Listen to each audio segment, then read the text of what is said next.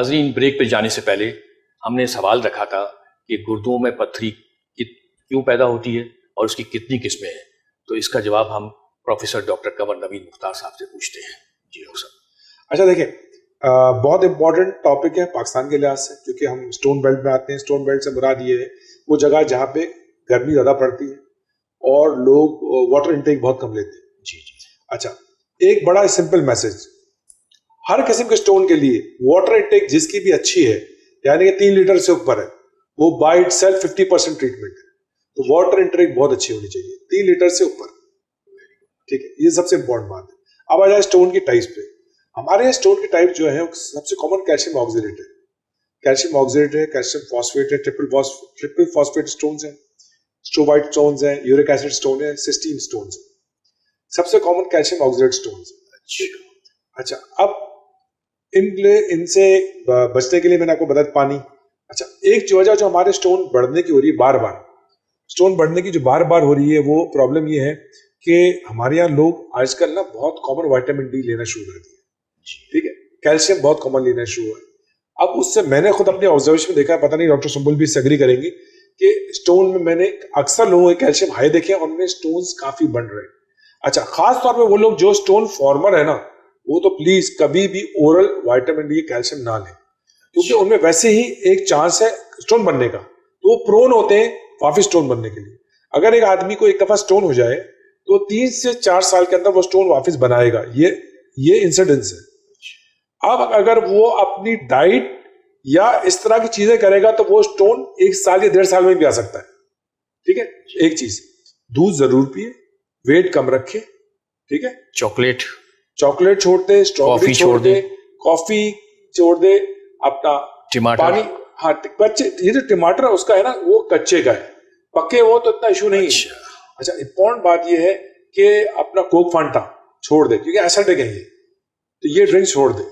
اچھا، میٹ چھوڑ دے، red meat بالکل چھوڑ دے. پانی، نٹس چھوڑ دے.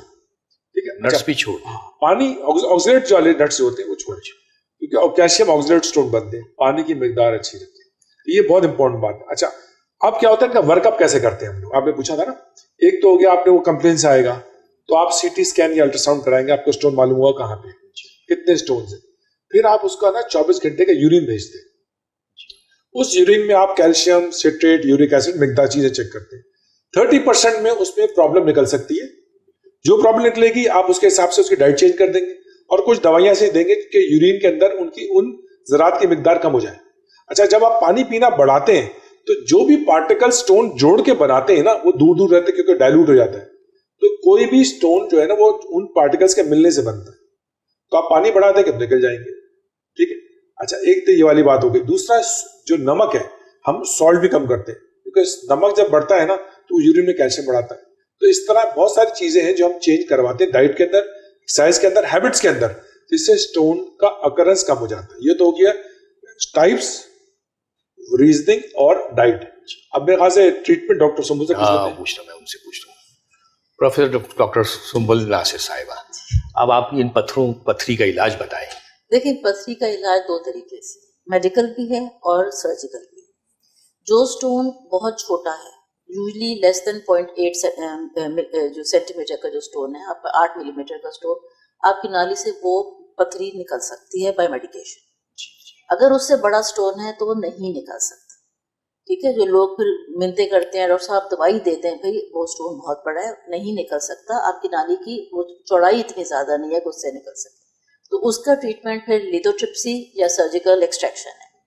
جو چھوٹا اسٹون ہے اس کے اندر میڈیکیشنز آتی ہیں، اس کے اندر ہم پانی کی مقدار بڑھاتے ہیں، کچھ 1-2 دوائیاں ہیں جو آپ کی گردے کی نالی کو تھوڑا سا پھیلا دیتی ہیں اور اسٹون جو ہے اس میں نیچے ڈراپ ڈاؤن کر جاتا ہے. تو اٹ آل ڈیپینڈس کہ آپ کا اسٹون کدھر ہے، کس لوکیشن میں ہے، کس سائز پر ہے. اسی طرح جو اسٹونز گردے کے اندر بیٹھے ہوئے ہیں ان کو ہم نہیں چھیڑتے. اگر وہ نہیں ہل رہا، وہ تنگ نہیں کر رہا، تو ہم مزید اسٹون بننے سے روکنے کے لیے دوائیاں ضرور دیتے ہیں، لیکن اس اسٹون کو نکالنے کی ضرورت نہیں ہوتی. لیکن اگر کوئی اسٹون نالی میں اٹک گیا ہے، اور درد وہی اسٹون کرتے ہیں جو ہل رہے ہوتے ہیں. جو آپ کے کڈنی کے اندر اسٹون بیٹھا ہوا ہے وہ پین بھی نہیں کرتا. وہ انسیڈنٹلی آپ کو پتا چل گیا تو آپ کو یہ ہے کہ فالو کرنا ہے کہ اسٹونز بڑھیں نا، اور آپ ان کو جو ہے کہتے ہیں جی پانی پیو یا اب تیزابیت جو ہے وہ کم رکھے. لیکن فرض کریں آپ آلریڈی گردے کے مریض ہیں تو ان کو ہم یہ نہیں کہہ سکتے آپ 3 لیٹر پانی پی لو.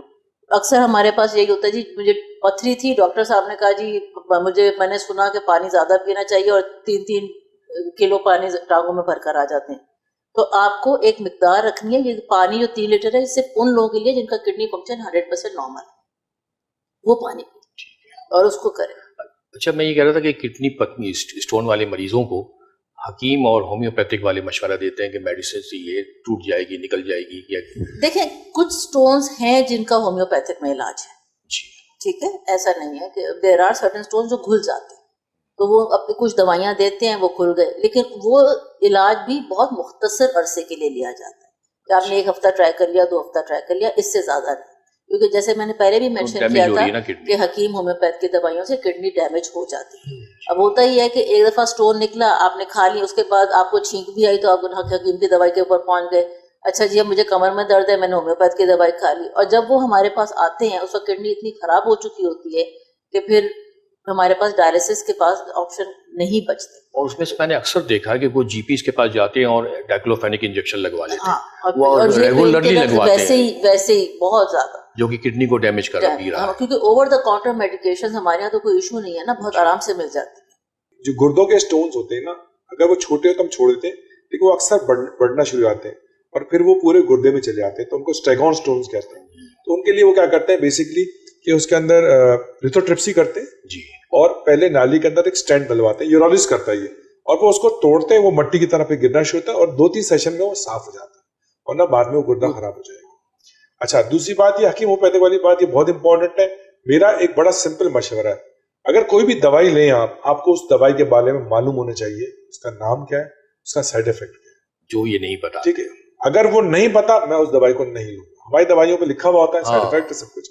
ہومیوپیتھک اور حکیموں کا یہ مسئلہ ہے کہ وہ دوائیوں کے نام نہیں بتاتے اپنے مریضوں کو.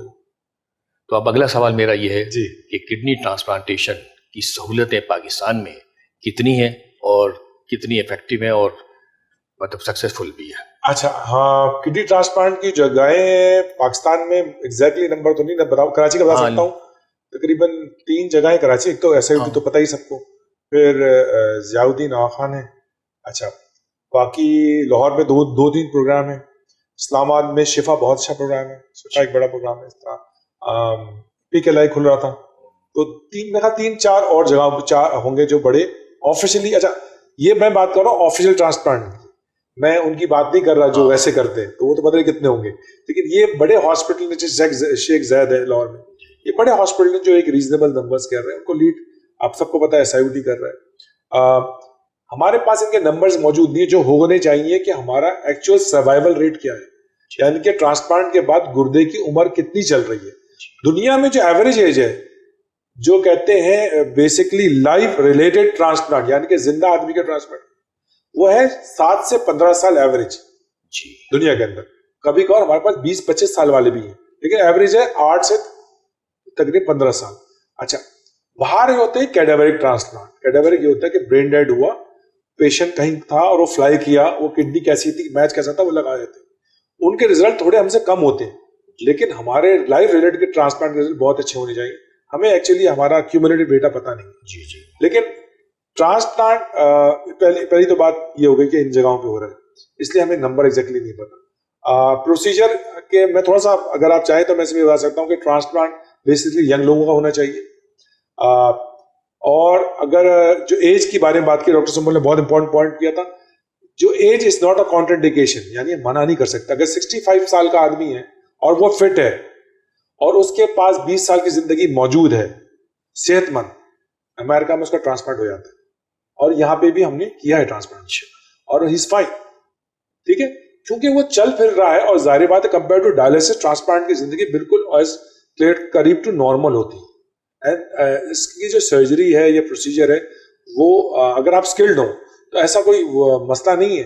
مطلب یہ اس میں پیشنٹ جو ایڈمٹ ہوتا ہے جس سے آپ کڈنی لیتے ہیں وہ 3 دن میں یا 4 دن میں ڈسچارج ہوتا ہے, اور جس کو لگتی ہے کڈنی وہ 7-8 دن میں ڈسچارج ہو جاتا ہے. اگر کوئی کمپلیکیشن نہ ہو تو یوزلی ایک ویل اکوپڈ ہاسپٹل اور ٹیم کے اندر ایوریج ایسے ہی کام ہوتا ہے دنیا کے اندر. تو یہ ایک بات لوگ سمجھ لیں کہ کوئی ایسا نہیں خدا نخواستہ کہ بہت بڑا رسک ہوتا ہے. جیسے لیور کے اندر رسک ہوتا ہے, لیور میں جب آپ کسی سے کڈنی لیور لیتے ہیں ہاف, تو دونوں کو ایک رسک ہوتا ہے, جس کا سرجری کر رہے ہو اس کی اور جسے لے رہے ہو. کڈنی ٹرانسپلانٹ میں یہ رسک نہیں ہوتا کہ جس سے آپ لے رہے ہیں خدا خاصہ کچھ ہو جائے گا, اس کا ایک گردہ کافی ہے, اور اکثر لوگ ایک گردے سے زندگی گزار دیتے ہیں. تو یہ بات لوگ کلیئرلی سمجھ لیں. تو ٹرانسپلانٹ میں اور جو ڈونر بھی اگر آپ کا فٹ ہو, 50 سال کا ہو دینے والا, تو کوئی پرابلم نہیں ہوتا, آرام سے ڈونر. اس کی اسکریننگ بہت تھورو ہونی چاہیے دونوں کی, اور ہمیں یہ دیکھنا ہوتا ہے کیونکہ آپ لائف دونوں کو لے رہے ہیں, تو ہم لائف جب لے رہے ہیں تو we want to make sure we are helping them, we are not creating a patient. یہ بڑی امپورٹنٹ بات ہے. ڈاکٹر صاحبہ, وہ کڈنی ٹرانسپلانٹیشن کے لیے فیملی ڈونر مانگا جاتا ہے, اگر کسی کے پاس نہیں ہے تو وہ کیا کرے؟ دیکھیں, اس کا انفارچونیٹلی ہمارے پاس پاکستان میں سسٹم اتنا آسان نہیں. باہر تو بہت سے رولز ہوتے ہیں کہ آپ second cousin, third cousin, friends یا جو بھی ایسے جس میں ہمیں یہ کنفرم ہو کہ بھئی دیر از نو فائنینشیل گین انوالو ہے, تو اس کو ہم لوگ لے لیتے ہیں. پاکستان میں جو ہے ہمارے پاس ایک باڈی ہے جسے ہم ہوٹا کہتے ہیں. اگر کوئی ایسا فیملی ہے جو ڈونیٹ کرنا چاہتی ہے, ایک تو یہ کہ دیکھیں مجھے کڈنی ڈیزیز ہو گئی, میرا بھائی بہن موجود ہے, میرے بچے موجود ہیں, وہ کہتے ہیں ہم نہیں دیں, ٹھیک ہے. تو ایسے کو ہم پھر یہ نہیں کہتے جی کہ آپ آئیے آپ کو کسی اور سے لے دیتے ہیں. اچھا, وہ فیملیز جہاں سب ولنگ ہے دینا چاہتے ہیں, ٹھیک ہے, لیکن ان کو ڈیزیزز ہیں کہ بھئی کسی کو شوگر ہے, وہ اس کو ہم کہتے ہیں you are not a donor, یا کسی کا بلڈ گروپ نہیں میچ کر رہا. تو آفٹر اسکریننگ کہ یہ وہ پیشنٹس ہیں جو دینا چاہ رہے ہیں, لیکن unfortunately because of one reason اور اندر ہم نے ان کے ڈونرز ریجیکٹ کر دی. تو پھر they can apply to this body, اور جو ڈاکٹر ان کا ہے وہ ایک لیٹر لکھتا ہے, ایویڈنس لکھتا ہے کہ بھئی یہ پیشنٹ ہے جس کو الاؤ کیا جائے کہ اگر کوئی اس کا کوئی فرینڈ ہے یا رشتہ دار, دور پڑے گا رشتہ دار ہے, یا پھر کوئی اگر کسی کی ڈیتھ ہو گئی, پاکستان میں الحمدللہ یہ لا آ گیا ہے کہ آپ کیڈاویرک سے بھی لے سکتے ہیں. تو اگر کوئی ایسی آ جاتا ہے جو ڈونیٹ کرنا چاہتے ہیں آفٹر ڈیتھ, تو ان لوگوں سے پھر ہم ایسے پیشنٹس کو راستہ دکھا سکتے ہیں. لیکن ابھی یہ کوئی اتنا فل فلیج نہیں آیا. کچھ ایکسچینج پروگرامز آئے ہیں کہ جہاں یہ ہے کہ جیسے ان کا بلڈ گروپ ڈفرینٹ ہے, دوسرے فیملی ہے اس کا بلڈ گروپ ڈفرینٹ ہے, لیکن دونوں کو ایکسچینج پروگرام میں ڈال دیا جائے.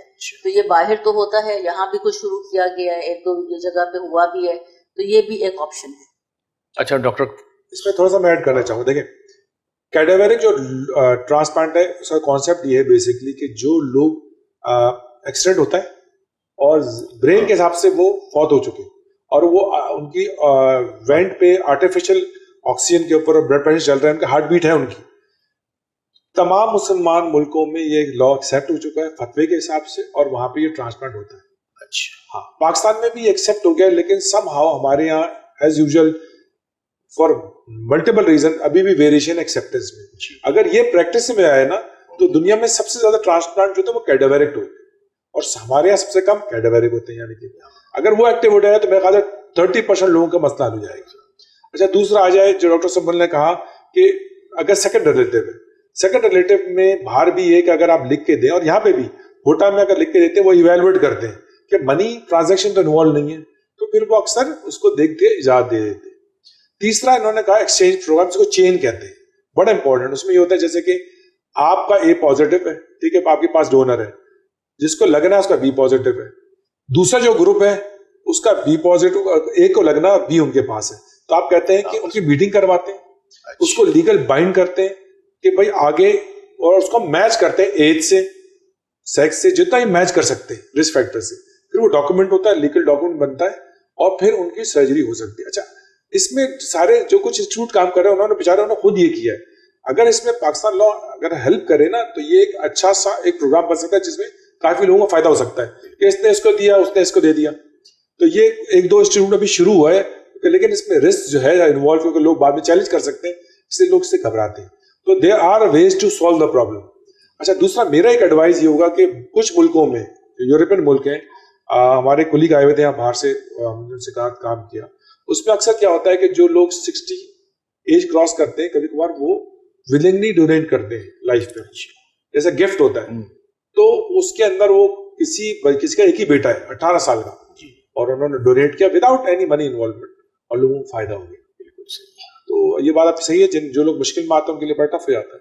ناظرین, آپ نے ہمارے ماہرین سے آج رینل فیلیور اور گردے کے دیگر امراض پر تفصیلی گفتگو سنی.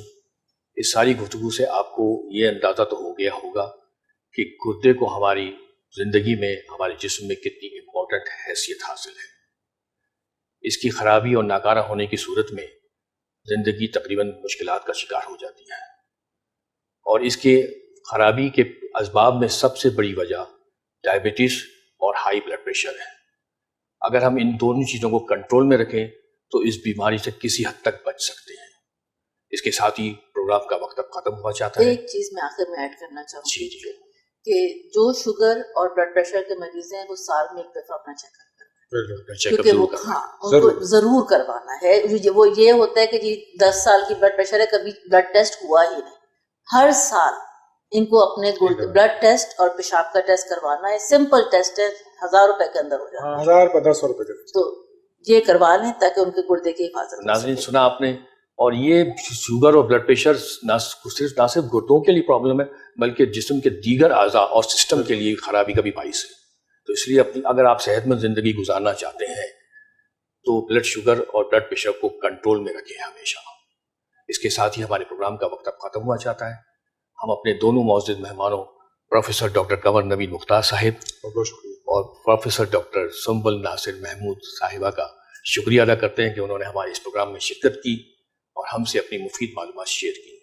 اپنے میزبان ڈاکٹر منصور نورانی کو آئندہ ہفتے تک کسی نئے موضوع اور کسی نئے مرض پر گفتگو کے لیے اپنے ماہرین کے ساتھ پیش ہونے کی اجازت دیجیے. اللہ حافظ.